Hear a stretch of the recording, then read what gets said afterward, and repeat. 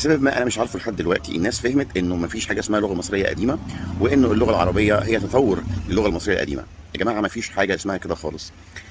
الشيء الوحيد اللي بيربط المصري كلغه بالعربي كلغه ان هما الاثنين من اصل افرو اسيوي، وده راجع للمكان اللي هم موجودين فيه، لكن هم مختلفين تماما في كل حاجه تانية. بالتالي لما اقول حاجه زي كده ده كلام مش منطقي ومش مفهوم، ومش قادر افهم ازاي الناس فهمت كده. وفي برضه اللي جه قال لي انه ابن وحشيه النبطي هو اللي فك اللغه المصريه القديمه، والناس متنكره مجهوده. لا، هو مش متنكرين مجهوده ولا حاجه، هو عمل مجهود، الراجل يشكر، بس هو لم يوفق في اي حرف، ما فكش اي حرف مظبوط. وفي اللي راح نظريه مؤامره ان المقصود باللغه المصريه القديمه كلام تاني خالص غير اللي احنا عارفينه دلوقتي، وهم معتمين علينا وهو مش عارف ايه.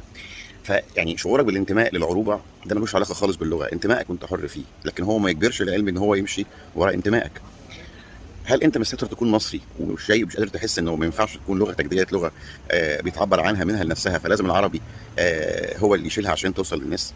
لا يا جماعه.